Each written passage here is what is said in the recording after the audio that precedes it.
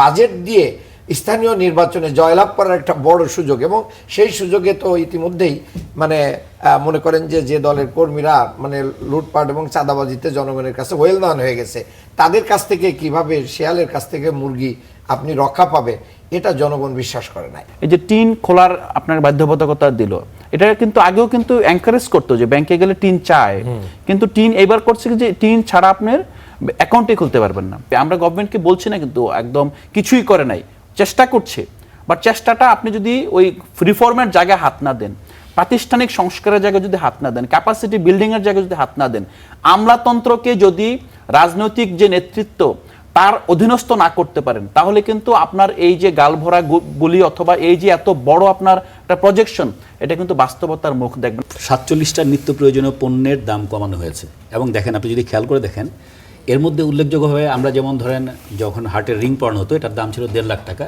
এখন সেটাকে ট্যাক্স কমে 62,000 টাকায় নিয়ে আসা হয়েছে।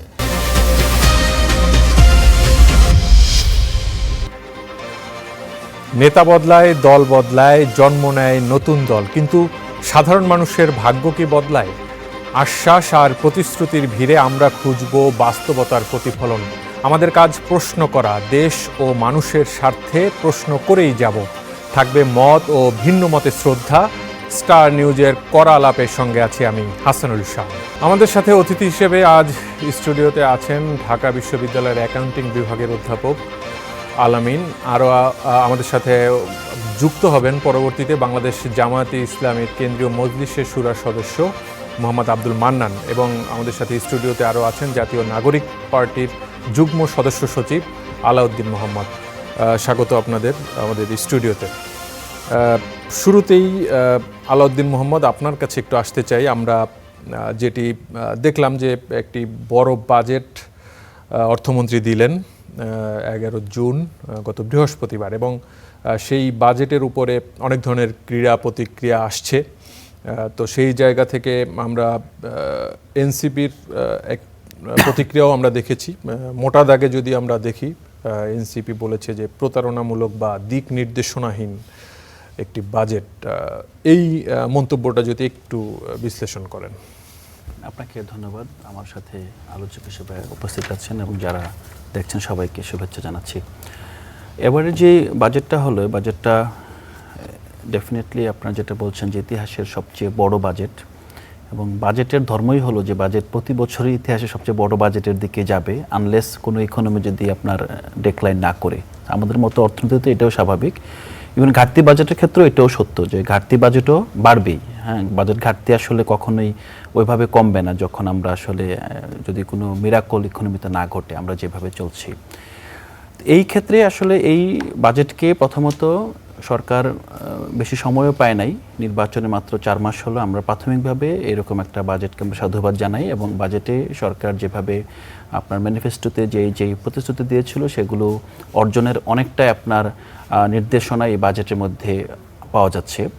তো প্রতারণামূলক বাজেট আসলে কোন অর্থে বলা হচ্ছে সেটা যাওয়ার আগে আরেকটা বিষয় বলে নেই। তো এই যে পরিস্থিতিতে বিএনপি এই ইকোনমিকে ডিল করছে, আমার মনে হয় না যে এখানে বিএনপিকে কোনোভাবে দোষারোপ করা যাবে। তো বিএনপি সরকার একটা ঐতিহাসিক লেগাসি নিয়েই আসলে এই বিষয়গুলোকে ডিল করতে হচ্ছে। বিশেষ করে আমাদের যেখানে আপনার বাজেটের একটা বড় অংশ সুদের, আপনার বৈদেশিক ঋণের সুদ হিসেবে দিতে হচ্ছে। আমাদের ব্যাংকগুলো আসলে অনেকগুলো ব্যাংকেই সামহাও ফাংশন করছে না, এবং অনেকগুলো অনেক বিষয় আছে অর্থনীতিতে, বাস্তবতাটা একটু ভিন্ন আসলে। এখন উচ্চ মূল্যস্ফীতি, দুর্বল ব্যাংক, আর্থিক খাতে শৃঙ্খলার অভাব, চ্যালেঞ্জ অনেক আসে। রাজস্ব আদায়েও অনেক ঘাটতি আমরা দেখছি চলতি অর্থ বছরে। সেটির একটি সমালোচনা আসছে বিভিন্ন মহল থেকে যে লক্ষ্যগুলো আসলে ধরা হচ্ছে একটু বাস্তবায়ন করাটা অনেক কঠিন আর কি আমাদের এখনকার বাস্তবতায়। সেই দিক নির্দেশনা কি আসলে আপনারা পাননি? যে এটা বাস্তবায়ন কিভাবে হবে বা কি অবস্থা? থ্যাংক ইউ আপনি সাপ্লিমেন্ট করার জন্য। মূল জায়গাটা হলো যে আমরা কিন্তু এই বাস্তবতাটাকে আমরা রিকগনাইজ করছি। এই বিদ্যমান বাস্তবতাকে আমলে নিয়েই কিন্তু এই বাজেটের যদি কোনো উইক পয়েন্ট থেকে সমালোচনা করতে হবে। মূল জায়গাটা আমরা যেটাকে প্রতারণামূলক একটু হার শোনাচ্ছে, যেটা বলছি যে সেটা হলো যে আসলে এই যে একটা এত বড় বাজেট দেওয়া হলো, এই বাজেটের মূল জায়গাটা ছিল যে এটা আমরা একটা ট্রান্সফরমেটিভ বাজেটের দরকার ছিল। বিশেষ করে গত 15 বছর অর্থনীতি একটা ধারায় চলেছে, সরকার একটা ধারায় চলেছে, বাজেট একভাবে হয়েছে এবং প্রতিবারই বাজেট হয়েছে অর্থনীতিকে আরও বেশি নির্ভরশীল করে তোলা হয়েছে, অর্থনীতিকে আরও বেশি বিপজ্জনক করে তোলা হয়েছে। একমাত্র 24-এর গণঅভ্যুত্থানেই অথবা আপনার গণঅভ্যুত্থান ছাড়া আসলে ওই যাত্রার কোনো আপনার স্টপেজ ছিল না। হ্যাঁ, আপনি যদি স্বাভাবিকভাবেও কিন্তু আপনার যেই স্টাইলে আপনার লাস্ট রিজিম বাজেটগুলো দিয়েছেন এটার কোনো আপনার নিদান ছিল না। তো সেক্ষেত্রে এটাকে আমাদের মেনে নিতেই হবে। কিন্তু বর্তমান যেই জায়গায় এই সরকার অ্যাড্রেস করছে না সেটা হলো যে পুরো বাজেটটা নির্ভর করছে সামগ্রিকভাবে আপনি রাষ্ট্রকে সংস্কারের মধ্য দিয়ে নিয়ে যাচ্ছেন কিনা, রাষ্ট্রের যে প্রতিষ্ঠানগুলোর মাধ্যমে বাজেট বাস্তবায়ন করবেন সেই প্রতিষ্ঠানগুলোকে আপনি সংস্কার করে আপনার এই বাজেট অর্জনে সহায়ক করছেন কিনা। আমরা দেখছি যে সরকার, বিশেষ করে এই সরকার আপনার গণঅভ্যুত্থানের পর যেই গণভোট হলো, গণভোটের মাধ্যমে সামগ্রিক যে প্রাতিষ্ঠানিক সংস্কারের একটা সম্ভাবনা তৈরি হয়েছিল এবং জনগণ তাদেরকে যে রায় দিয়েছিল সামহাউ সেই রায়ের সাথে আপনার প্রতারণা করছে অথবা বলবেন যে না, জনগণের রায়কে তারা মেনে নেয় নাই। না নেওয়ার কারণে যেটা হয়েছে, আপনি যেই প্রতিষ্ঠানগুলো দিয়ে আপনার যেই ম্যানিফেস্টো বলেন কিংবা এই যে বাজেট বলেন কিংবা দীর্ঘমেয়াদী অর্থনৈতিক লক্ষ্য অর্জন করবেন, সেই প্রতিষ্ঠানগুলোকে দেখছে যে আপনি তো নড়বড়ে অবস্থায় আছেন। কেন নড়বড়ে অবস্থায় আছেন? জনগণ আপনাকে ভোট দিয়েছে সত্য, কিন্তু জনগণ দুইটার জন্য ভোট দিয়েছে, আপনি একটা মেনেছেন আর একটাকে মানেন নাই। যেটাতে মানেন নাই সেই না মানার জায়গাটা ছিল মূলত আপনার যে রাষ্ট্র যে জায়গায় আটকে ছিল, যেমন সংস্কারের জায়গাটা, সেই জায়গাটা এটা শুধু এই সরকারের জন্য, এটা দীর্ঘদিন ধরেই, যেই কারণে আপনার বিএনপিকে 31 দফা দিতে হয়েছিল। না মানার কারণে এই যে এনবিআর সংস্কার, এনবিআর যখন সংস্কার করতে গিয়েছেন যে আমি শুধু এইটা সংস্কার করব, যদিও এই সরকার আপনার সামহাউ এটা ল্যাপস করে এখন আবার মনে হচ্ছে সেদিকে যেতে হবে, এটা ছাড়া আসলে কোনো আমাদের উপায় নেই, তখন কিন্তু প্রতিষ্ঠানগুলো এই সরকারকে সহযোগিতা করার যে একটা দায় ছিল অথবা তার যে একটা আপনার সামহাউ গভর্নমেন্টের মরাল কারেজের কাছে যে প্রতিষ্ঠানগুলো নিজেরাই সাবমিসিভ হয়ে যাবে যে না, এই সরকারের সাথে তো আপনার নয়ছয় করা যাবে না, সরকার যেভাবে চাচ্ছে আমাকে সম্পূর্ণভাবে সাপোর্ট করতে হবে, এটা কিন্তু সেই সাপোর্টটা করছে না। এইটাই হলো এই সরকার যেভাবে চিত্রিত করছে যে আমরা এই বিষয়গুলো দিব। গভর্নমেন্ট নিজেও জানে যে সামষ্টিক যে অর্থনৈতিক ভারসাম্য অথবা সামষ্টিক অর্থনীতির যে আপনার যে অর্জনটা যেভাবে হবে, এটা কিন্তু গভর্নমেন্ট সেই আপনার ভিত্তিটা তৈরি করছে না। গভর্নমেন্ট অনেকগুলো মাইক্রো আসপেক্টে জনগণকে আশ্বস্ত করছে, কিন্তু ম্যাক্রো আসপেক্টে একটা করতে গেলে যে আরেকটা ট্রেড অফ আছে, এই ট্রেড অফটা কিন্তু জনগণের সামনে প্রকাশ করছে না। এটাকে আমরা বলছি প্রতারণা। গভর্নমেন্ট জানে যে আমাকে সামহাউ এই ধাক্কাটা খেতে হবে, কিন্তু গভর্নমেন্ট জনগণকে সন্তুষ্ট করার জন্য এবং তার ইস্তিহারের যে প্রতিশ্রুতিগুলো সেগুলোকে জনগণের কাছে ভিজুয়ালাইজ করার জন্য এটা বোঝাচ্ছে আমি কিন্তু আমার কথা রাখতেছি। কিন্তু গভর্নমেন্ট এটা জানে যে এই কথা রাখার অ্যাকচুয়ালি যখন সময় আসবে তখন দেখা যাবে যে আমার কাছে ফান্ড নাই, আমার যে আপনার যদি একটা করতে পারে একটা করতে পারবো না, ওই সিচুয়েশনটাকে আমরা বলছি এটা আসলে একটা কন্ট্রাডিক্টরি পজিশন এবং এটাই জনগণের সাথে প্রতারণা।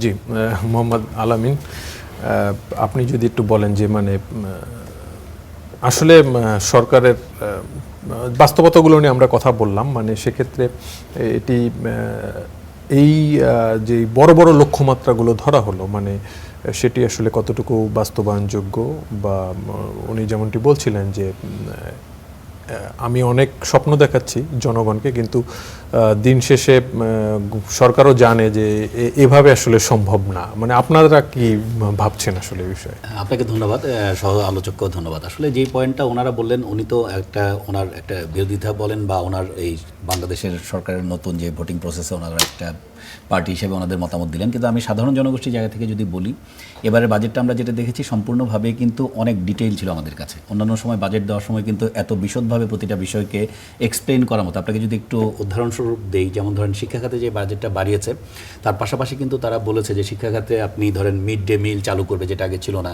স্কুল ড্রেস দেওয়া হবে, তারপর ব্যাগ দেওয়া হবে, মানে এবং যেই প্রোডাক্ট বা যেই জিনিসগুলো একদম ভেঙে ভেঙে প্রতিটা জায়গায় কী করা হবে, হসপিটালগুলোতে যে আপনি ওই যেই ইকুইপমেন্ট বা সরঞ্জাম ক্রয়ের জন্য বাজেটটা যে বরাদ্দ বাড়ানো হচ্ছে, এবং এটার যদি আপনি আবার পাওয়ার সেক্টরের ক্ষেত্রেও বলেন যে পাওয়ার সেক্টরে রিনিউয়েবল এনার্জি সহ কোথায় তারা ফোকাস করবে, আপনি যদি পুঁজিবাজারের ক্ষেত্রে বলেন অটোমেশনের কোন জায়গাগুলোতে তারা ফোকাস করবে, মানে এত ডিটেইলভাবে ভেঙে ভেঙে ফেজ বাই ফেজ 2031 সাল পর্যন্ত একটা $1 ট্রিলিয়ন বাজেটের দিকে যাওয়ার একটা রোড ম্যাপ, যেটা আর কি এখন শুরু হচ্ছে, সেটা এখন একটু বাস্তবায়ন হবে, পরবর্তী বছরগুলোতে কী বাস্তবায়ন হবে, তার পরবর্তী বছরগুলোতে কী বাস্তবায়ন হবে, একদম পুরো 5 বছরের একটা নির্দেশনা থাকে। যদিও মানে বাজেট নর্মালি 1 বছরে থাকে, এখানে 5 বছরের দিক নির্দেশনা আছে। এবং তার মধ্যে যেটা বিশেষ মানে আমি চ্যালেঞ্জ মনে করছি যে 6,95,000 কোটি টাকার যে একটা বিশাল রাজস্ব কালেকশনের যে জায়গাটা, এখন এই রাজস্ব কালেকশনের জায়গাটা আমরা গত বছর যেটা দেখেছি আমরা প্রায় 5 লাখ কোটি টাকার মতো আমরা কালেক্ট করতে পেরেছি গত যে অর্থ বছরটা গেল। তাহলে সেটা যদি হয় তাহলে আমরা এখানে বাজেটে ঘাটতি আছে 2,43,000 কোটি টাকা, যেহেতু আমার 9,38,000 কোটি টাকা হচ্ছে টোটাল বাজেটের সাইজ। তাহলে একটা জায়গাটা দেখছি আমরা যে যদি আমরা ধরে নেই ওইভাবে, যদিও তারা বলছে যে আমরা করের মানে রেট তারা বাড়িয়েছে, মানে যারা কর অলরেডি দিচ্ছে তাদের উপরে কিন্তু এক ধরনের বার্ডেন আসবে, যেহেতু আমরা দেখছি যে বিগত সময়গুলোতে যে পরিমাণ টিনধারী আছে তার মধ্যে ধরেন মাত্র 18% তারা হচ্ছে ট্যাক্স সাবমিশন করে, 82%ই কিন্তু সাবমিশনের বাইরে থাকে। তাহলে এই যে একটা বাস্তবতা, সেখানে সরকার কিভাবে এটাকে ধরেন আদায় করার ক্ষেত্রে কতটুকু এফিসিয়েন্সি দেখাবে তার উপর ডিপেন্ড করবে যে আমি কতটুকু কালেক্ট করতে পারছি। যদিও এবার আপনি কিন্তু দেখবেন যে মানে সেই সক্ষমতা কি আছে এনবিআর এর? যেমন আমরা যদি চলতি অর্থ বছরের কথা বলি, প্রথম 10 মাসে আমরা দেখেছি যে ঘাটতি লক্ষ্যমাত্রার থেকে 1,04,000 কোটি টাকা। তো সেক্ষেত্রে আগামী অর্থ বছরে 6,04,000 কোটি টাকার এনবিআরকে দেওয়া হচ্ছে, এবং আমরা দেখছি যে অনেক জায়গায় কর ছাড়, অব্যাহতি, শুল্ক কমানো, দেশীয় শিল্পকে সুরক্ষা দেওয়ার জন্য সেই উদ্যোগও নিয়েছেন সরকার। তো মানে তাহলে মানে এত বড় রাতারাতি কি আমরা করের আওতা আসলে এত বড় বাড়িয়ে ফেলবো বা আদায় করে ফেলবো, সেই ধরনের বাস্তবতায় আমরা আছি কিনা? দেখুন, আমাদের 47টা নিত্য প্রয়োজনীয় পণ্যের দাম কমানো হয়েছে, এবং দেখেন আপনি যদি খেয়াল করে দেখেন এর মধ্যে উল্লেখযোগ্যভাবে আমরা যেমন ধরেন যখন হার্টের রিং পরানো হতো এটার দাম ছিল 1.5 লাখ টাকা, এখন সেটাকে ট্যাক্স কমে 62,000 টাকায় নিয়ে আসা হয়েছে। এটা আমি চিকিৎসার ক্ষেত্রে একটা এক্সাম্পল যদি বলি, ঠিক তেমনি ডিজিটাল ইকুইপমেন্ট, আমরা বলছি যে এআই যুগে যাব, আমরা ডিজিটাল বাংলাদেশের যেই জায়গাটা থেকে আমরা হয়তো সামনে অনেক মানে আর্টিফিশিয়াল ইন্টেলিজেন্স যেখানে কাজ করছে সেখানে আমাদের জায়গা দরকার আছে। শিক্ষা খাতেও কিন্তু বলছে 1 টিচার 1 ট্যাব, এটা কিন্তু রাখছে। তাহলে আমরা যদি প্রতিটা জায়গায় যে জায়গাটা দেখছি এইগুলোর কিন্তু সহজলভ্যতার জন্য এগুলোতে দাম কমেছে, অন্যদিকে দাম বাড়িয়েছে সাধারণ মানুষকে বেশ স্বস্তি দেওয়ার চেষ্টা হয়েছে। এক্স্যাক্টলি, এবং এখানে দামটা বাড়িয়েছে কোথায়? যেখানে ধরেন হাই ইনকাম ক্লাস, মানে করটা বাড়বে কোথায়? তাহলে ওই যে আমাদের যাদের হাই ইনকাম গ্রুপ আছে তাদের কাছ থেকে করের বার্তাটা বোঝাটা দুটাই নেওয়া হবে। সে ধরনের পলিসি কি এই বাজেটে আছে? পলিসি বলতে তারা নির্দেশনাতে দেওয়াই আছে যে 3 কোটি টাকার অ্যাবাভ যারা হবে তাদের 35% করে তারা ফিউচারে নিবে, এখন হচ্ছে 30%। তাহলে এই যে স্ল্যাবটা বাড়িয়েছে মানে 10% দিয়ে শুরু করেছে, এবং প্রতিটা লেয়ারে যে স্ল্যাবটা বেড়েছে তাতে যারা দিচ্ছে তাদের উপর যেমন একটা বার্ডেন বাড়বে, এবং যারা হাই ইনকাম ক্লাসে আছে তার যদি কনজামশন যদি বলেন যে সে লাক্সারিয়াস প্রোডাক্ট যেগুলো হবে সেখানে কিন্তু ট্যাক্সের মাত্রা বাড়িয়েছে। মানে যেটাকে আমার সত্যিকার অর্থে মানুষ চায়, এসেনশিয়াল প্রোডাক্টগুলোর দামটা কমিয়ে রেখে যারা বিলাসী পণ্য, যেমন ধরেন আপনার কুকুরের খাবারের উপর হিউজ ট্যাক্স ইম্পোজ করা হয়েছে। ধরেন একটা দেশের মানুষের খাবার যার সারা দেশের সবারটা আমরা নিশ্চয়ই করতে পারছি না, যারা একটু বিলাসীভাবে ওই পশুপ্রেমী যারা আছে তারা কিন্তু অনেক এক্সক্লুসিভ খাবার তাদেরকে খাওয়ায়, সেটার উপর অনেক ট্যাক্স দিয়েছে। তার কাছে কিন্তু এটা কিন্তু বার্ডেন মনে হবে না, কারণ তার কাছে টাকাটা কিন্তু আসলে সে যখন কিনছে তখন তার ওইটা এসেনশিয়াল প্রোডাক্ট ওটার জন্যই কেনা হবে। তাহলে এবারের গভর্নমেন্টের পলিসিটা হচ্ছে যে যারা সম্পদশালী এবং যারা হচ্ছে হাই ইনকাম ক্লাস গ্রুপ তাদের উপর যেহেতু ফোকাস বা ট্যাক্স বার্ডেনটা বেশি দেওয়া হয়েছে তাহলে ওখানে কালেকশনটা বেশি হবে। অন্যদিকে এই বার্ডেনটাকে শিফট করে আপনি দেখেন হেলথ কার্ড ইস্যুতেও তারা রেখেছে তাদের কথা। আপনি যদি ফ্যামিলি কার্ডের কথা বলেন, আমরা কার্ডের কথা শুনলে অনেক কথা বলি, বাট এগুলো ইন ডিটেল কত সেগমেন্টেশন, কতগুলোকে রাখা হবে, কতজনকে ধরা হবে, কি পরিমাণ সহায়তা দেওয়া হবে, এই পুরো প্ল্যান কিন্তু এত বিশদভাবে কিন্তু এর আগে আমরা বাজেট তো প্রতি বছরই আমি পর্যালোচনা করি প্রায় অনেক লম্বা সময় ধরেই, বাট এত ডিটেল আমার কাছে মনে হয়নি। সেই জন্য আমি মানে অনেকটা আশাবাদী যে যে জায়গাগুলোতে তারা ফোকাস করেছে যদি এফিশিয়েন্ট ম্যানেজমেন্ট করতে পারে এবং ব্যয় ব্যবস্থাপনায় যদি কন্ট্রোল করতে পারে তাহলে আমরা হয়তো একটা কোয়ার্টার গেলে বুঝতে পারবো। কারণ আপনি ধরেন একটা মাত্র ইলেকশন করেই তারা মাত্র সময় পেয়েছে 4 মাসের মতো সময়।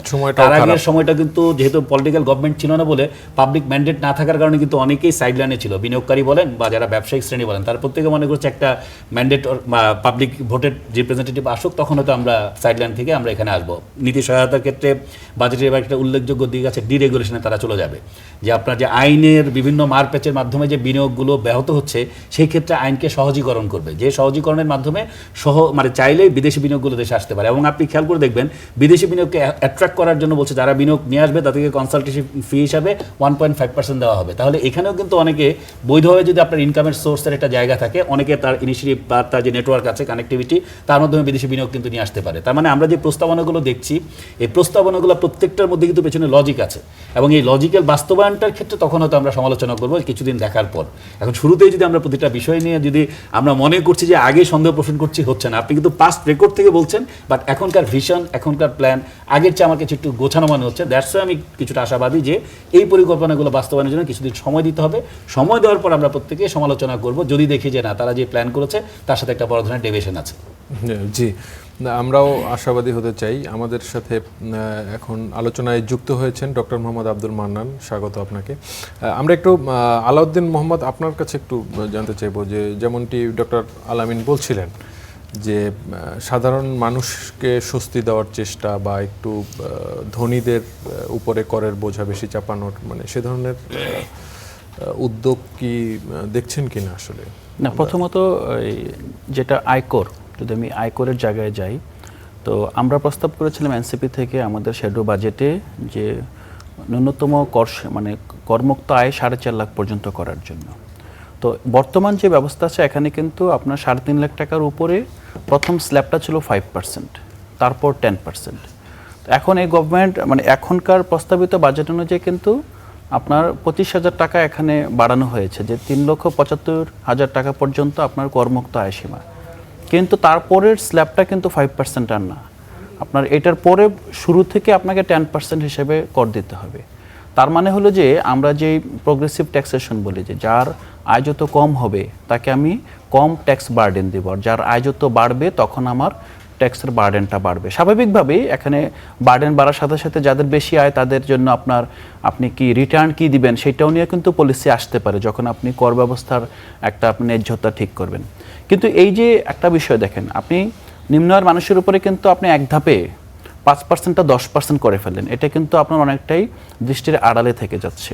তাহলে আমি বলতেই পারি যে এই ট্যাক্সটা অন্তত ইনকাম ট্যাক্সের জন্য যেই 18% মানুষ ইনকাম ট্যাক্স ইতিমধ্যে দিচ্ছেন তাদের উপর কিন্তু আপনি পাল্টা আমরা যেটা বারবার বলছি যে আপনি ট্যাক্স বেস বাড়ান, একই মানুষের উপরে বারবার ট্যাক্স প্রয়োগ না করে করের করমুক্ত আয়ের সীমা বা কর হারের ক্ষেত্রে যেটি এই যে 3,75,000 করা হলো, এটি কিন্তু গত অর্থ বছরের বাজেট যখন অন্তর্বর্তী সরকার দিয়েছিল তখনই কিন্তু তারা এই অর্থ বছরের পরবর্তী অর্থ বছরের জন্য 3,75,000 তারা প্রপোজ করে রেখেছিল। এবং বিএনপি সরকার কিন্তু এবার একটি মোটামুটি বলা যায় যে আমাদের দেশের কালচার থেকে একটু বেড়ে একটু দীর্ঘমেয়াদী ট্যাক্স পলিসি দেওয়ার চেষ্টা করেছে, 5 বছরের জন্য, কিছু শিল্পের জন্য 10 বছরের জন্য। মানে সেটা আসলে কতটা জনবান্ধব মনে করছেন বা বিনিয়োগ? না, জনবান্ধব আমি যে পয়েন্টটাতে ছিলাম আপনি তো বলছেন, কিন্তু একটা বিষয় দেখেন যে আমাদের এখানে ইনফ্লেশন ছিল কত পার্সেন্ট এই অর্থ বছরে? 9+।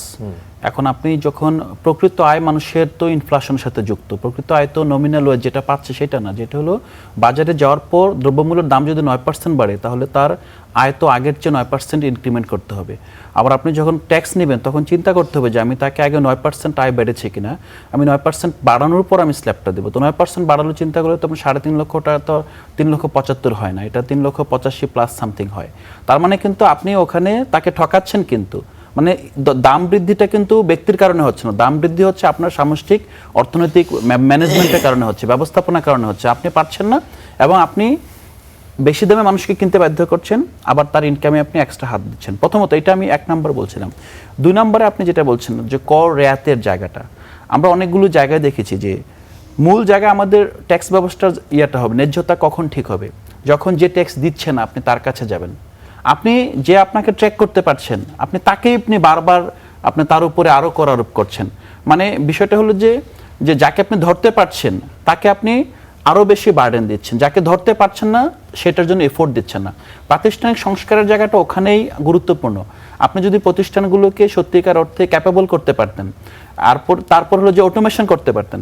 আরেকটা বিষয় হলো যে আপনার পুরো অর্থনীতি যে আপনি যে ফাইন্যান্সিয়াল ইনক্লুশনের জায়গায় যদি আসেন, এই যে টিন খোলার আপনার বাধ্যবাধকতা দিল, এটা কিন্তু আগেও কিন্তু এনকারেজ করতো যে ব্যাংকে গেলে টিন চায়, কিন্তু টিন এবার করছে যে টিন ছাড়া আপনার অ্যাকাউন্টে খুলতে পারবেন না। এখন আপনার তো ইতিমধ্যেই আপনার 1,28,00,000 খুব সম্ভবত টিনধারী সংখ্যা আছে, আপনি তো তাদের এই সংখ্যা দিয়ে তো আপনি কিছু করতে পারছেন, আপনার সংখ্যাটা বাড়িয়ে আসলে আপনার ফায়দাটা কি হবে? আমাদের এখন আশঙ্কা হচ্ছে সংখ্যাটা বাড়ানোর মাধ্যমে যেটা হবে ক্যাশ ট্রানজ্যাকশন বেড়ে যাবে। যদি ক্যাশ ট্রানজ্যাকশন বেড়ে যায় তাহলে যেই রেগুলেশনের কথা বলছেন, ডিরেগুলেশন স্যারের যেটা বলছেন সেটার হিসাবে পরে আসছি। তো প্রথম তো আপনি রেগুলেট করতে হবে, আপনি তো রেগুলেশন আওতায় আনতে হবে, যখন ওভার রেগুলেশন হবে তারপর আপনি ডিরেগুলেশন যাবেন। আমাদের মূল সংকটটা কি? আপনি বেশিরভাগ অর্থনৈতিক কর্মকাণ্ডকেও এখনো আপনি ফর্মাল সেক্টরে আনতে পারছেন না। এটা যদি ন্যূনতম মজুরি বলেন অথবা যদি আপনার যদি জিডিপি ক্যালকুলেশন করেন, আপনি ক্যালকুলেশনে গিয়েও কিন্তু আপনি প্রকৃত চিত্র পাচ্ছেন না যে যতটুকু স্টেট করছে। এবং আমি স্যারের সাথে এটা আলাপ করছিলাম যে আপনি ইনফর্মাল সেক্টরের আয়টা, যেমন যারা ফর্মাল সেক্টর, যেমন আপনি যখন ট্যাক্স দিচ্ছেন এটার মধ্যে কিন্তু আপনার হাত নেই, আপনার প্রতিষ্ঠান আপনাকে ওই সোর্সে কেটে আপনাকে বাকিটা দিচ্ছে। আপনি শুধু বছর শেষে এটা একসাথে করে কত টাকা ট্যাক্স দিলেন সেটা আপনি রিটার্নে দাখিল করলেন। কিন্তু যারা ইনফর্মাল সেক্টরে আছে তার আগে হিসাব করে যে এই বছর আমি কত টাকা ট্যাক্স দিব, সে যখন দেখে আমি এবছর অনেকের গাড়ি আছে, সে গাড়ির যে অ্যাডভান্স ট্যাক্স, ট্রেড লাইসেন্সের এগেনস্টে ট্যাক্স, এরকম আরও সবগুলো মিলিয়ে দেখে যে আমার এই বছর 1.5 লক্ষ টাকা দেওয়া আছে। তখন সে চিন্তা করে যে আমার এই 1.5 লক্ষ টাকা কত টাকা ট্যাক্স দিলে, কত টাকা দেখাইলে আমি আর ট্যাক্স দিতে হবে না। তার মানে হলো যে আপনি যেই জায়গায় সে বাধ্য, সেই জায়গার ট্যাক্সটা দিয়ে কিন্তু তার পুরো ইনকামটা জাস্টিফাই করছে। আমাদের মূল যেই জায়গাটা ছিল সেটা হলো যে একটা স্ট্রাকচারাল রিফর্ম, একটা বড় ধাক্কা দেওয়া। এবং স্বাভাবিকভাবে আমরা গভর্নমেন্টকে বলছি না কিন্তু একদম কিছুই করে নাই, চেষ্টা করছে। বাট চেষ্টাটা আপনি যদি ওই রিফর্মের জায়গায় হাত না দেন, প্রাতিষ্ঠানিক সংস্কারের জায়গায় যদি হাত না দেন, ক্যাপাসিটি বিল্ডিংয়ের জায়গায় যদি হাত না দেন, আমলাতন্ত্রকে যদি রাজনৈতিক যে নেতৃত্ব তার অধীনস্থ না করতে পারেন, তাহলে কিন্তু আপনার এই যে গালভরা গুলি অথবা এই যে এত বড় আপনার একটা প্রজেকশন, এটা কিন্তু বাস্তবতার মুখ দেখবেন। আমরা শুধু সতর্ক করে দিচ্ছি, আমরা বলছি না যে পারবেন না বলে আপনি করবেন না, আপনি চেষ্টা তো করবেন। আমার কাজ হলো যে আপনি কোন জায়গায় সাকসেসফুল হতে পারবেন সেটা ধরিয়ে দেওয়া, সেই কাজটা আমরা করছি। জি, আমাদের সাথে যুক্ত হয়েছেন ডক্টর আব্দুল মান্নান। আপনার কাছে একটু জানতে চাই যে আমরা জামাত ইসলামীর বাজেট প্রতিক্রিয়া যেটি দেখলাম, মোটা দাগে যেটি এসেছে উচ্চাভিলাষী আর লুটপাট সহায়ক, মানে যদি একটু বলতেন যে এমনটা মনে করছেন কেন আপনাকে? ধন্যবাদ আপনাকে, সহ-আলোচক যারা আছেন সবাইকে ধন্যবাদ জানাই। আমি সরি বলছি, একটু লেটই করে ফেলছি। দেখেন, জামাত ইসলামী প্রথমেই বলেছে যে এই বাজেটটা বাস্তবতা বিবর্জিত। কারণ আপনি সক্ষমতা আগে যাচাই করতে হবে যে আমাদের কতটুকু আর্ন করার সুযোগ আছে। যেরকম আপনি মনে করেন আমরা রাজস্ব আদায়ের লক্ষ্যমাত্রা রেখেছি, কত টাকা রেখেছি? আমরা প্রায় 6,04,000 কোটি টাকার লক্ষ্যমাত্রা আমরা ধরে রেখেছি। এখান থেকে আমাদের রাজস্ব আদায় হবে। কিন্তু আমাদের পূর্ববর্তী যতগুলো ডেটা আছে সেটা অ্যানালাইসিস করে আমরা সর্বোচ্চ কততে পৌঁছাইতে পারি। এখানে 4 লক্ষ থেকে 5 লক্ষর বেশি 5 লক্ষতে আপনি পৌঁছাইতে পারবেন না, 4+ হতে পারে। এটা মানে সকল সুদীজনরা বলছে, বিশেষজ্ঞরা বলছে। তাহলে এখানেই আপনার ব্যবধান হয়ে গেছে কিন্তু 2 লক্ষ কোটি টাকা। ঠিক আছে, তো এটা একটা বড় জায়গা রয়ে গেছে। এরপরে একটা জিনিস এখানে স্কিপ করা হচ্ছে, সেই জিনিসটা কি, যে আমাদের যে 24,000 কোটি টাকার লোন আছে বাংলাদেশের, এই লোনের যে প্রিন্সিপাল অ্যামাউন্ট আছে এটাই দিতে হবে 1 লক্ষ কোটি টাকার উপরে বার্ষিক। তো এখানের এই 1 লক্ষ কোটি টাকা কোথার থেকে আসবে সেটা কিন্তু সরকার এখানে দেখাইতে পারেন না এবং দেখানোর নাই বাজেটে। তাহলে এই যে বড় ধরনের প্রায় 4 লক্ষ কোটি টাকার একটা ঘাটতি কিন্তু এখানে রয়েছে, যদিও সরকার বলছে এটা 2 লক্ষ সামথিং ঘাটতি। তাহলে বাস্তবে আপনি তার চেয়ে অনেক বেশি ঘাটতি নিয়েই কিন্তু কি করছেন, এই বাজেটটা দিচ্ছেন। সেই বাজেট তো আপনি কোথা থেকে আনবেন? আপনি তো মানুষকে এটা দিচ্ছেন, নাম্বার 1। নাম্বার 2 হচ্ছে যে সামাজিক সুরক্ষার নামে যে কার্ডগুলো করা হচ্ছে, এখন একটা কার্ড দেওয়া হচ্ছে কাকে? যার আইফোন আছে তিনি এই কার্ডটা নিচ্ছেন। কার্ড বাংলাদেশের 4 লক্ষ পরিবারকে দেওয়ার কথা বলা হচ্ছে। তো 4 লক্ষ পরিবারের ভিতরে মনে করেন আমার কৃষক কার্ডের কোনো প্রয়োজন নেই, আপনার টার্গেটে তো আমিও কৃষক কার্ড পাওয়ার উপযুক্ত। তাহলে আপনি মানে এখানে সুনির্দিষ্ট করে বলতে পারতেন যে শুধুমাত্র যারা কৃষক এবং যারা নিডি, এখানে তো কৃষক আছে। মনে করেন আমার গ্রামের বাড়িতে আমি অনেক কৃষককে দেখি, তারা কৃষি থেকেই তাদের জীবিকা, কিন্তু 2000 মন উপরে ধান পান, 1000 মনের উপরে পান, 500 মন অনেকেই পান। তাহলে তার তো ওই কৃষক কার্ড দিয়ে কোনো কিছু হয় না। ওই 2-3 হাজার টাকা দিয়ে বছরে তার কি হয়? তার তো ওই মানে কি বলবো, গ্রামের লোকেরা যে চা পান খায় এটার পয়সাই হয় না। মানে আপনি সুবিধাভোগী এবং এর ব্যবস্থাপনা ঠিক করার কথা বলছেন। কি হবে? আর ইতিমধ্যে যেটা হয়েছে যে এখানে দলীয় আনুকূল্য পাওয়ার একটা বড় জায়গা থাকবে, যে তুমি যদি আমার আনুকূল্য থাকো আগামী দিনে যে স্থানীয় নির্বাচন আসতেছে, এই স্থানীয় নির্বাচনকে দলের দিকে কি করানো, মানে কনভার্ট করা, অর্থাৎ বাজেট দিয়ে স্থানীয় নির্বাচনে জয়লাভ করার একটা বড় সুযোগ। এবং সেই সুযোগে তো ইতিমধ্যেই মানে মনে করেন যে দলের কর্মীরা মানে লুটপাট এবং চাঁদাবাজিতে জনগণের কাছে ওয়েল নন হয়ে গেছে, তাদের কাছ থেকে কিভাবে শেয়ালের কাছ থেকে মুরগি আপনি রক্ষা পাবে, এটা জনগণ বিশ্বাস করে না। এই জন্যই জামাত বলছে যে এটা একটা লুটপাটের বাজেট, এটা উচ্চাভিলাষী, এটা বাস্তবতা বিবর্জিত, এবং এটা থেকে বাস্তব ভিত্তিক একটা বাজেট কিন্তু জামাত ইসলামও প্রদান করেছে, এবং সেটাকে সরকারকে অ্যানালাইসিস করার জন্য বলছে যে আপনারা দেখেন আমরা কিভাবে এটাকে অ্যাড্রেস করছি। জি, আপনার কাছে পরে আবার আসবো। ডক্টর আলামিন, মানে যেমনটি বলছিলেন আব্দুল মান্নান সাহেব, যে এটা একটা লুটপাটের একটা সুযোগ তৈরি হতে পারে, বা বিশেষ করে সামাজিক নিরাপত্তা খাতের সুবিধাভোগী বা এটার ব্যবস্থাপনা, মানে এই ধরনের আশঙ্কা দেখেন কিনা? দেখুন, আসলে এই গভর্নমেন্টের ফিলসফি কিন্তু আমি টোটালি একটু ডিফারেন্ট দেখছি। কারণ প্রথমে এসে সংসদে তারা যে জিনিসটা পাশ করেছে যে সকল অংশীজন বা সকল এমপিরা তারা গাড়ির ফ্যাসিলিটিটা নেবে না, তারা প্লটটা নেবে না। এখানে কিন্তু আমি যদি ইফেক্টিভলি হিসাব করি 5 থেকে 10 কোটি টাকার একটা ছাড় শুরুতেই দেওয়া, তাহলে এই ধরনের একটা দিয়ে স্টার্ট করার পর আপনি যদি মনে করেন, এবং আরেকটা যেটা শুনেছি উন্নয়নের যে থোক বরাদ্দটা আগে এমপিদেরকে দেওয়া হতো সেটা এখন এভাবে দেওয়া হবে না, এমপি ওখানকার লোকাল জায়গা থেকে উন্নয়নের রিকোজিশন দিবেন, তারপর সেন্ট্রালি একটা জায়গাতে দেওয়া হবে, এই ধরনের একটা আলোচনা আসছে। তাহলে আমরা মানে আগের যে পার্সপেক্টিভ থেকে কিন্তু আমি টোটাল জায়গাটা একটু ডিফারেন্ট ফোকাস দেখছি। তাহলে যদি আগের ব্যবস্থাপনা থাকতো, যেমন আমরা দেখেছি যে এক মেম্বারের নামে 200 সিম খুলে অনেক টাকা নিয়েছে সামাজিক নিরাপত্তা, মানে যেটা আগে আপনার ভালনারেবল গ্রুপ ফিডিং যেগুলো ছিল বহু আগের কথা, তো সেখান থেকে কিন্তু এইবার যেসব ব্যক্তিরা যারা পেয়েছে দু একটা বিচ্ছিন্ন ছাড়া, তারা কিন্তু বলেছে আমাদের কাউকে কোনো টাকাও দিতে হয় নাই, আমাদের অ্যাকাউন্টে সরাসরি চলে আসছে, যে কটা পাইলট স্কিমের মধ্যে ছিল। তো এটাকে যখন আরও বড় করে করবে, সেটাকে যখন তারা ম্যানেজমেন্ট করবে, নিশ্চয়ই সরকারের কাছে একটা প্ল্যান আছে। কারণ সরকার কিন্তু এই বিষয়টা বোঝে, যখন এই ধরনের ব্যাপার থাকবে তখন সচেতন মানুষ প্রত্যেকে এগুলো অ্যাড্রেস করে নিয়ে আসবে, তখন কিন্তু এই প্রজেক্টটা প্রশ্নবিদ্ধ হবে। কিন্তু আমাদের দেশের একটা, মানে আমরা যদি দেখি অতীতে এই ধরনের কর্মসূচিগুলো একটা কালচার কিন্তু আছে, মানে এই জায়গাগুলোতে যার সুবিধা পাওয়ার কথা না সে পায়, মানে একটু রাজনীতিকরণ করা হয় সুবিধা দেওয়ার জন্য, বা মানে সেই কালচার থেকে রাতারাতি কি বিএনপি বের হয়ে আসতে পারবে? দেখেন, এটা তো একটা সকলের এফোর্টেই লাগবে, কারণ বিএনপি যখন করতে চাবে, বিরোধীরা যখন এটাকে সামনে নিয়ে আসবে, তাহলে কিন্তু ওনারা বিএনপিকে সহায়তা করছে যেটা তোমরা করো না। তাহলে আমরা কিন্তু বলতে পারি যে এই কাজটাতে আগে কিন্তু মানুষ, মানে সোশ্যাল মিডিয়া বলেন বা এত কিছুর মধ্যে এত কিছু সামনে আসতো না। সো কালচার থেকে বের হয়ে আসা যেমন সহজ না, আবার বড় কিছু করে টিকে থাকাও কিন্তু সহজ না।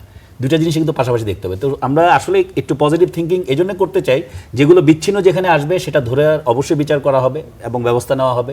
আর যদি সেরকম না থাকে, এবং ট্রু ডিসক্লোজারটা দরকার। আমরা ধরেন যখন একটা বিরোধী পক্ষ থেকে একটা স্টেটমেন্ট করে বা সরকারের পক্ষ থেকে যখন একে ডিফেন্স বলে, দুইটাই যাতে সত্যিকার একটা স্টেটমেন্ট আসে। কারণ আমরা ফেসবুকের কারণে এমন সব মানে বিষয়বস্তুর কন্টেন্ট তৈরি করতে দেখি। কারণ আজকে আমি দেখলাম যে একজন আপনার স্থানীয় সরকার প্রতিমন্ত্রী একটা ব্রিফিংসে বলতেছিল যে একটা জায়গায় আমরা একটা, মানে আমাদের মাননীয় প্রধানমন্ত্রী আসছে, কিছু ইট বসানো হয়েছিল, কারণ প্রজেক্টের কাজটা শুরুই হয় নাই, এটার 85 লাখ টাকার মনে হয় একটা প্রজেক্ট অ্যাপ্রুভ হয়েছে, বললো ওই কাজটা কিছুদিন পরে শুরু হবে, যেহেতু উনি আসবেন, কিছু ইট ভাড়া করে এনেছিলাম এখান থেকে, এটা ছিল ওনার ব্যাখ্যা। বাট এর আগে একটা বিরাট খবর দেওয়া হয়েছে যে এখান থেকে অনেক মানে লুটপাট বা দুর্নীতি হয়েছে। উনি এই জিনিসটা বলা, বা আমি এটাকে জাস্টিফাই করতে বলা না, বলাটা হচ্ছে যে যদি দুইটা জায়গা থেকে একটা ট্রু স্টেটমেন্ট আসে, জনগণ তখন জাজ করতে পারবে কোনটা সঠিক কোনটা সঠিক না। তো এই জায়গাটাই কিন্তু আগে এরকম ব্যাপার ছিল না। আগে ধরেন আপনি তো কথাই বলতে পারতেন না, আপনি বাঁশ দিয়ে দিতেন, আপনি সেখানে রডের পরিবর্তে কি দিয়েছেন, আপনার বিটুমিন ছিল কিনা, কোনো কিছু ছিল কিনা, রাস্তা ব্রিজ কল মানে এগুলোর ছবি তুলে পর্যন্ত টাকা নেওয়া হয়ে গেছে। আমি রিফর্মের টাইমে কিছু কাজ করেছিলাম আপনার বিভিন্ন প্রজেক্টের ডিসবার্সন হয়ে গেছে 200 কোটি 300 কোটি টাকা, বাট কোনো কাজই শুরু হয়নি। মানে আগের যে ফ্যাসিস্ট গভর্নমেন্টের টাইমটা যেটা ছিল, এটার ইন্ট্রিম টাইমের মধ্যে বেশ কিছু অ্যাসেসমেন্টের মধ্যে তখন আমরা দেখেছি যে আসলে কিভাবে প্রজেক্টের টাকা কাজ না করে এই কাজটা আগে ছিল, সেই কাজটা এখন কি আমরা মানে বের হওয়ার লক্ষণ দেখছেন, বা বের হওয়ার লক্ষণের চেয়ে আমরা প্রত্যাশা রাখছি, এবং যদি সেই ধরনের কিছু হয় সেটা অবশ্যই সামনে আসবে বলে আমিও সেটাও মনে করি। জি, আবার আসবো আপনার কাছে ডক্টর আব্দুল মান্নান, আপনার কাছে আরেকটু বিষয় জানতে চাই যে অর্থনীতিতে টেকসই শৃঙ্খলা এমন একটা লক্ষ্য মোটা দাগে এই বাজেটের অর্থমন্ত্রী বলেছেন। সেটির জন্য অনেকগুলো পয়েন্ট তিনি বলছেন, সবার জন্য উন্নয়ন, আর্থিক খাতে শৃঙ্খলা, স্থিতিশীলতা, এরকম অনেক কিছু এসেছে। মানে এই টেকসই শৃঙ্খলার জন্য যেই সংস্কারের তাগিদ ছিল 5 আগস্ট পরবর্তী সময় আমরা যেটি দেখেছিলাম যে একটা তাগিদ যেটি তৈরি হয়েছে সংস্কার বাস্তবায়নের জন্য, এবং অনেক তোড়জোড়, অনেক কমিটি হয়েছে, অনেক অ্যাক্টিভিটি হয়েছে, কিছু ক্ষেত্রে কিছু প্রতিষ্ঠানের ক্ষেত্রে সেগুলো চালু হয়েছে। মানে সেই সংস্কারের রূপরেখা বা নীতি এই বাজেটকে আসলে আপনারা কতটুকু দেখছেন?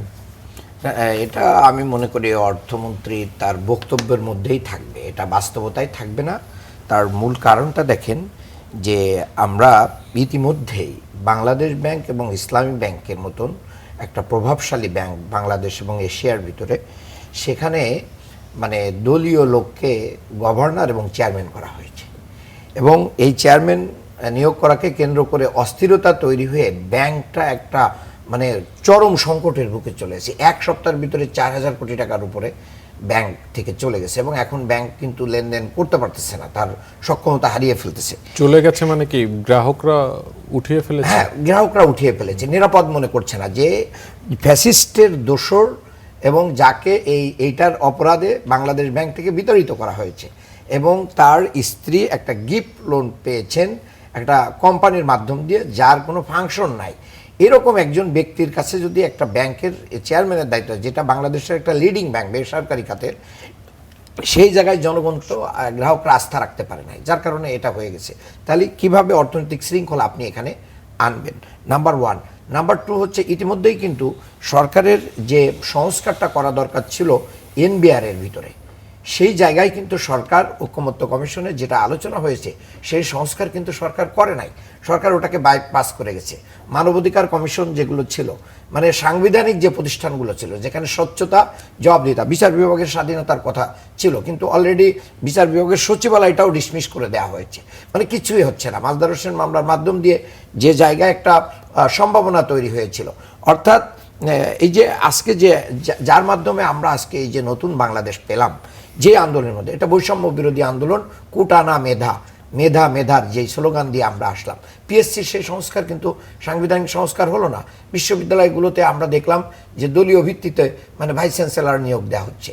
এই যে মোটা দাগের যে এই জায়গাগুলো, এটা মূলত আমাদের অর্থনীতিকে কি করবে? মারাত্মকভাবে বিশৃঙ্খল করবে।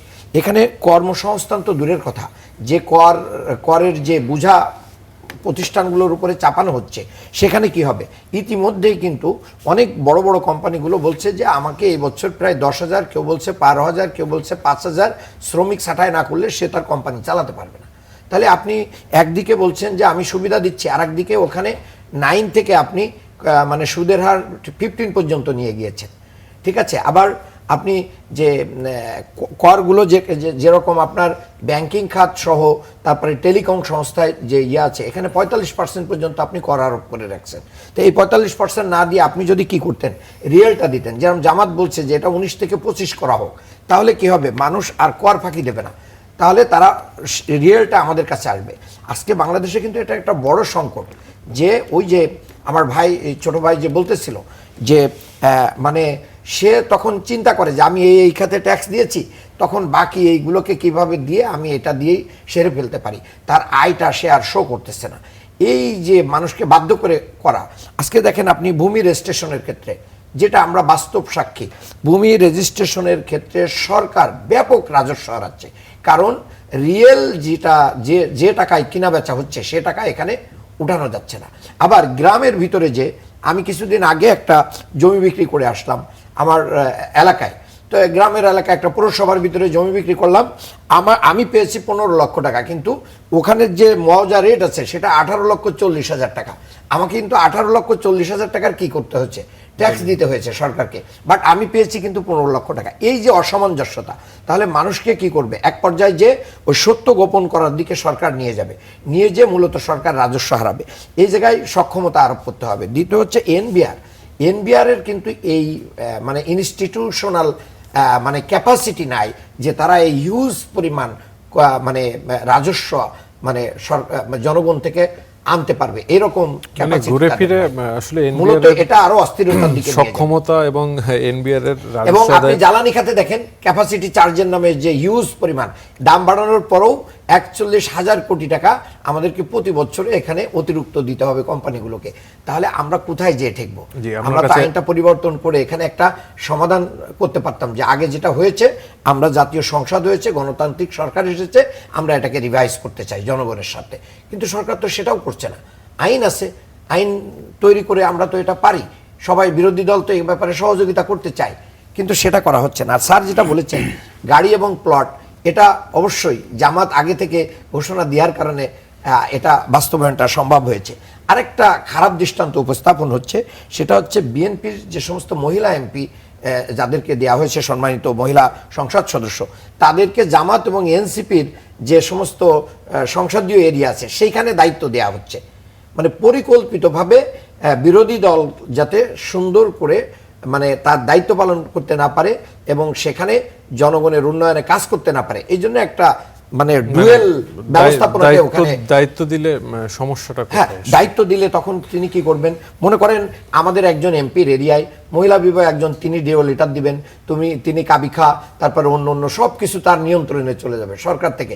তখন কি হবে? ওইখানে সত্যিকারের যিনি নির্বাচিত ওই জায়গার জনগণের প্রতিনিধি, তিনি বঞ্চিত হবেন, তিনি কাজ করতে পারবেন। এটা একটা কনফ্লিক্ট তৈরি হবে এবং এটা আমি মনে করি জনগণ ক্ষতিগ্রস্ত হবে। জি, আলাউদ্দিন মোহাম্মদ, মানে এই বিষয়টা আসলে আপনার কোনো মন্তব্য আছে কিনা? না, প্রথমত এখানে এই গত ঈদের গিফট বিতরণ কর্মসূচিতে আমরা দেখেছি যে এরকম একটা বৈষম্য সংসদে পরবর্তীতে উত্থাপিত হয়েছে এবং সংসদ উত্থাপনের পর এটাকে আবার রিভাইজ করার জন্য নির্দেশ দেওয়া হয়েছে। বাংলাদেশে মানে কেন্দ্রীয় সরকার, আমরা তো আসলে ইউনিটারি গভর্নমেন্ট, বাট স্থানীয় সরকার এবং কেন্দ্রীয় সরকারের মধ্যে যে সম্পর্ক, এই জায়গাটা কিন্তু কাগজে কলমে আমরা সব সময় চাই যে স্থানীয় সরকার স্বাধীনভাবে বাজেট প্রণয়ন করবে, স্বাধীনভাবে আপনার তার যেই স্থানীয় কর্মকাণ্ড আপনার সেখানে পরিচালনা করবে। কিন্তু সব সময় আপনার দেখি যে সংসদ সদস্যদের স্থানীয় সরকারের উপর একটা আপনার কর্তৃত্ব দেখা যায় এবং এটা সেটি তো হয়, কিন্তু এক সেটা ধরনের হয় এবং কর্তৃত্ব হয়, মানে সেটি আসলে- বলতে যাচ্ছেন না। হ্যাঁ, সেটা হয় এবং সেটা মানে প্রভাবিত করা হয়। থামানো উচিত। হ্যাঁ, মূল জায়গাটা হলো যে স্থানীয় সরকারকে শক্তিশালী না করলে আমরা আসলে এই যে একটা কার্যকর সংসদ কিন্তু আমরা পাবো না। এই যে সংসদ সদস্য অনেকে আছেন এই সংসদে, আমরা যারা দেখেছি যারা আসলে বাজেটে আলাপটা কি আসলে এই বিষয়টা অনুধাবন করছে না, বাট তারা কিন্তু ব্যক্তি হিসেবে খুব ভালো মানুষ এবং তারা সংশ্লিষ্ট এলাকার জনগণের কাছে খুব প্রিয় এবং সেখানকার কার্যক্রমে অংশগ্রহণ করেন। তাদের জায়গাটা হওয়া দরকার ছিল ওই লোকাল বডিতে ইলেক্টেড এবং তাদের কিন্তু তখন ওখানে পারফরমেন্সও ভালো হতো। তারা হয়েছে কি তারা লোকালি পপুলার, কিন্তু দেখা তাদের পাঠানো হয়েছে আপনার আইন প্রণয়নের কাজে। এখন এইটা হয়েছে না পারছে ভালো আইন প্রণয়ন করতে, না আবার পাচ্ছে লোকালি সে সেবাটা দিতে। তো এই ডুয়ালিটিটা এখানে স্ট্রাকচারাল।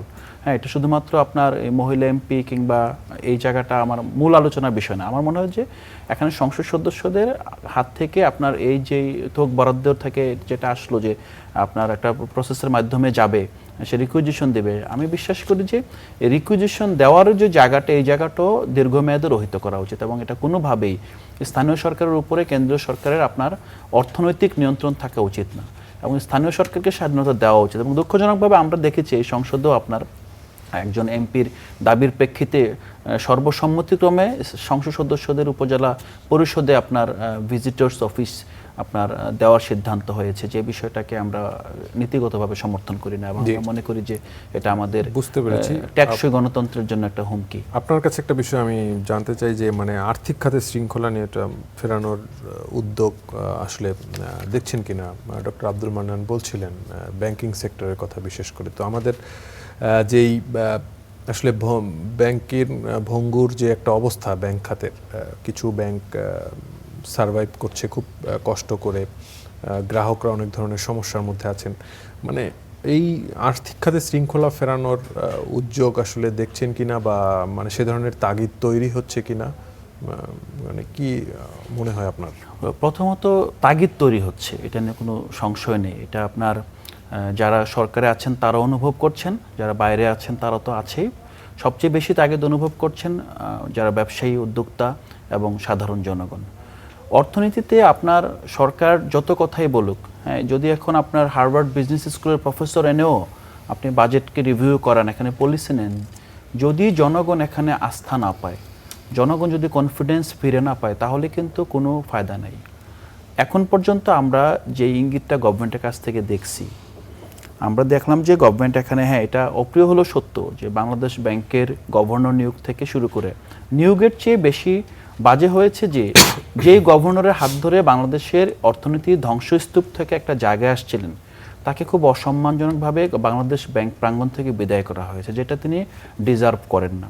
এবং আমি বিশ্বাস করি, বিএনপির অনেকেই আছেন এবং আমি বিশ্বাস করি আমার সামনে যিনি আছেন অধ্যাপক, তিনিও এটা মনে করেন যে অন্তর্বর্তীকালীন সরকার যে ক্রাইসিস মোমেন্টে দেশের হাল ধরেছিল, বিএনপির উচিত ছিল তাদেরকে একটা আপনার নাগরিক সংবর্ধনা দিয়ে, হ্যাঁ, তাদেরকে জাতির সামনে আপনার স্পষ্টভাবে, যদি তাদের মধ্যে কেউ দুর্নীতি করে থাকে সেটা তদন্ত দিন এবং সেটা বাইরে রেখে যে হ্যাঁ তারা একটা আপনার গুড জব করেছেন, একটা রক্তপাতহীন নির্বাচন উপহার দিয়েছেন, বাংলাদেশের ডেমোক্রেসিকে রেস্টোর করেছেন। সেটা না করে আমরা দেখলাম যে এই জায়গাটাকে বারবার ভিলিফাই করা হচ্ছে। এটার মাধ্যমে প্রবলেমটা হচ্ছে কি, অন্তর্বর্তীকালীন সরকার তো কোনো ব্যক্তি হিসাবে দেখলে হবে না, এটা হলো গণঅভ্যুত্থানের পরের অনেক মানুষের আকাঙ্ক্ষার একটা প্রতিচ্ছবি, একটা টিম। হয়তোবা টিম পারফর্ম কতটুকু করেছে সেটা ভিন্ন তর্ক।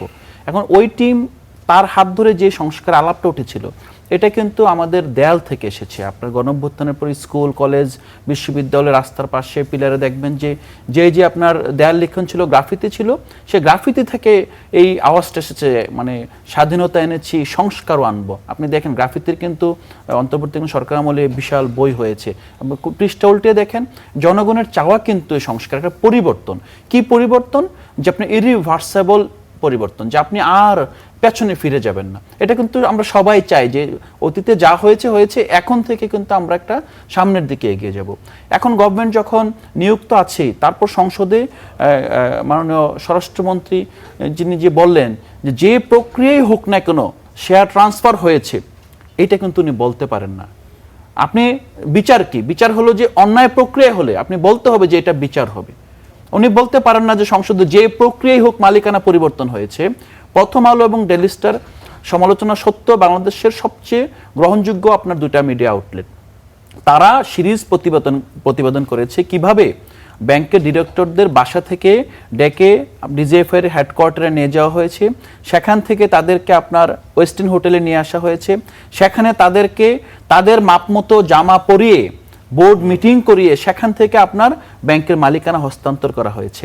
এখন যদি মনে হয় যে প্রথম আলো, ডেইলি স্টার মিথ্যা বলেছে, মিথ্যা তথ্য উপস্থাপন করেছেন, আপনি এখন সরকারে আছেন, আপনি তথ্য মন্ত্রণালয়ে আছে, মিথ্যা তথ্যের দ্বারা তাদের বিরুদ্ধে ব্যবস্থা নেন। যদি সত্য হয়ে থাকে তাহলে আপনি কখনোই বলতে পারেন না যে প্রক্রিয়ায় হোক না কোনোটা মালিক হয়েছে, ওদের ফিরে আসার অধিকার আছে, এটা বলতে পারেন না। ব্যাংকিং রেজুলেশনের কথা যদি বলেন, 18 ক ধারায় যেভাবে আপনার মাত্র 7.5% জনগণ থেকে 100 টাকা নিয়ে আমি দিলাম ব্যাংকগুলোকে যে তুমি এখন তারপরও কামব্যাক করো, কার আসলে আপনার টাকাটা ছিল আমরা জানি তো। ব্যাংক আপনার আগে 200 কোটি টাকা পেড আপ ক্যাপিটাল দিয়ে শুরু করতে পারতো, পরবর্তীতে 400 কোটি টাকা হয়েছে। আপনি ধরেন কয়েকজন রাজনীতিবিদ মিলে, আপনার ইভেন পুলিশ আছে, বিজিবি আছে, এই ধরনের প্রতিষ্ঠানে মিলে ব্যাংক শুরু করে দিয়েছেন। এই যে হাজার হাজার কোটি টাকা, লক্ষ কোটি টাকার উপরে কার টাকা এগুলো তো এসালামেরও টাকা না, ইসলামী ব্যাংকের উদ্যোক্তাদেরও টাকা না, এগুলো জনগণের টাকা, আপনার আমার সঞ্চয়ের টাকা, আমানতের টাকা। এখন এই টাকাটা কেউ নিয়ে গেল, তাকে 7.5% দিয়ে সে আবার কোনো বিচারের মুখোমুখি, বিচারের প্রসঙ্গটা এখানে নাই, আপনি তাকে আবার সেই লুণ্ঠনের সুযোগ দিবেন। তারপর ফাইনালি যে কথাটা বলতেই হবে, বাংলাদেশের কখনো এই যাবৎকালে সরকার জনগণের কথা শুনে নাই। বাংলাদেশ সবসময় সরকারের যখন বসে ওই $500 মিলিয়ন দিবে আপনার ওয়ার্ল্ড ব্যাংক, আপনি তো জনগণের কাছ থেকে আপনার $60 বিলিয়ন বেশি রেভিনিউ চাচ্ছেন, ট্যাক্স আহরণ করছেন না। এই জনগণের কোনো হিস্সা নাই। আপনি যে 500 মিলিয়ন দিবে সে বলছে বলে আইন পরিবর্তন করবেন, আর জনগণ থেকে যখন আপনার দাবি ওঠে তখন আইন পরিবর্তন করবেন না। অর্থনীতি যদি যেটা বলছে না, অর্থনীতির গণতন্ত্রায়ন বলতে যে জনগণের কাছে জবাবদিহি হবে, আইএমএফ এর কাছে, ওয়ার্ল্ড ব্যাংকের কাছে। আমি একজন আইএমএফ এর একজন ভালো প্রপোনেন্ট, আমি বলি যে আইএমএফ এর লোন আমাদের জন্য ভালো। কেন ভালো? কারণ আমরা তো নিজেদের, আমাদের মাথার ভিতরে, আমাদের মধ্যে এত আপনার কি বলবো, এটা কোনো শব্দ নাই, যে এত আমরা গাফেল হয়েছি, আমরা নিজের দেশ বিক্রি করে দেই। কিন্তু বিদেশিরা যখন লোন নিতে আসার পর আমাকে বলে তুমি এটা করবা না, কারণ এটা তোমার জন্য ভালো না। আমি মন্দের ভালো হিসেবে লোনগুলোকে আমি কিছু কিছু সময় অ্যাপ্রিসিয়েট করি, কিন্তু এই জায়গায় আসতে হবে অর্থনীতির গণতন্ত্রায়ন মানে জনগণের কাছে, ট্যাক্স পেয়ারের কাছে, ভোটারের কাছে জবাবদিহি। জি, কোনো আপনার বুঝতে বৈশ্বিক পেরেছি। কর্তৃপক্ষের ডক্টর জবাবদিহি না। মোহাম্মদ আলামিন, আপনি আসলে এই ব্যাংক খাতের শৃঙ্খলা ফেরানো বা অনেক ধরনের সমালোচনা আসলো বাংলাদেশ ব্যাংক থেকে শুরু করে সরকারের, মানে কি বলবেন? দেখুন, এটা আসলে 18 কর অ্যামেন্ডমেন্টটা করাটাতেই কিন্তু আইএমএফ পর্যন্ত অবজেকশন দিয়েছে, বা আইএমএফ টাকা দেওয়ার ক্ষেত্রে তারা কিন্তু চেয়েছিল ব্যাংকিং খাতের শৃঙ্খলার জন্য কিন্তু রিফর্মগুলো, নট অনলি ব্যাংক, যেটা আবার এনবিআর বা উনিও যেটা বললেন যে আইন সচিবালয়ের বিষয়গুলো, এই প্রতিটা বিষয়কে কিন্তু মানুষের ম্যান্ডেট ছিল সেই সময়টা, মানুষ এটা কিন্তু দীর্ঘদিন ধরে চাওয়া, মানে বৈষম্য বা বিভিন্ন কারণেই কিন্তু সেই রিফর্মগুলো হয়েছিল। তো আমি মনে করি যে ব্যাংকিং খাতটাকে যেভাবে চিন্তা করা হচ্ছে সেই ক্ষেত্রে অবশ্যই 18 কটাকে বাতিল করার দরকার।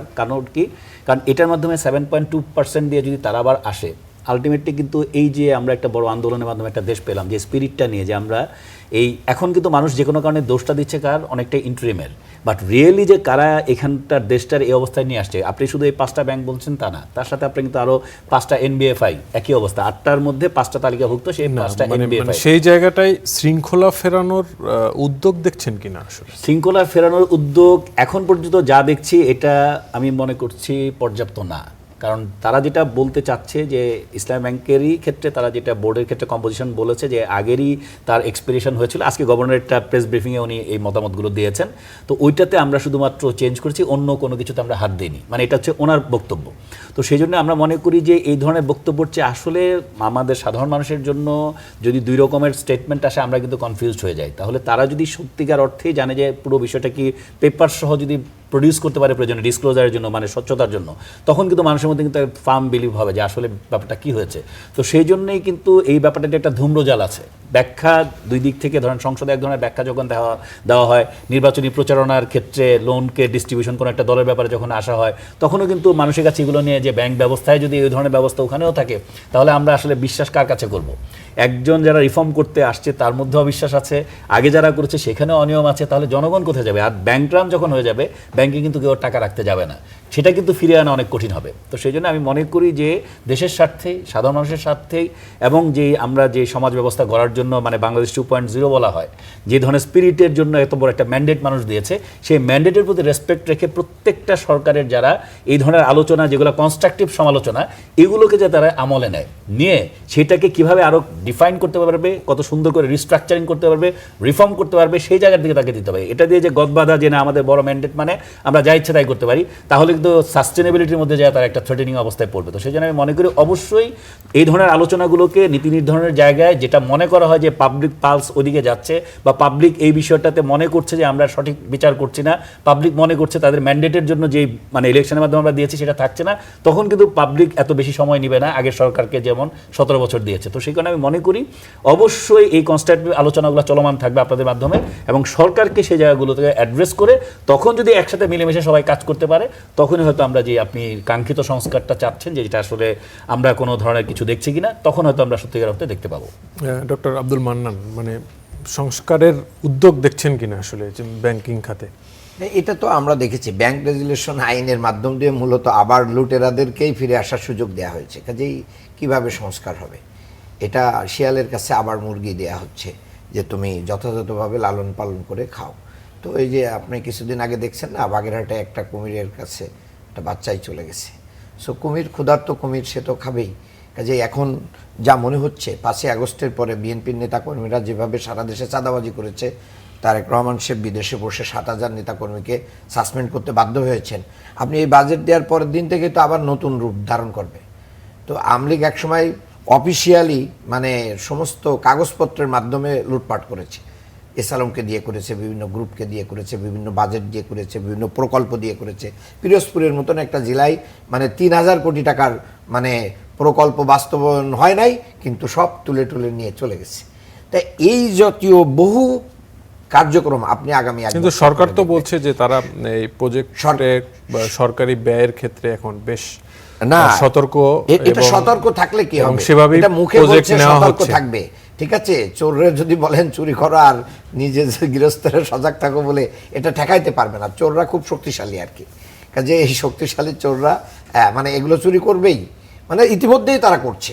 এবং মানে এখন কোশ্চেন চলে আসছে, বিভিন্ন জায়গায় যে লুটপাট হয়েছে এই কোশ্চেনগুলো চলে আসছে। কাজে আমি মনে করি যে একটা বড় শ্রেণীর মানুষকে আমাদের বাজেটে কিন্তু অ্যাড্রেসই করা হয় নাই। সেই আপনি আমাদের শহরে কিন্তু একটা বড় দরিদ্র শ্রেণী আছে না, নাই?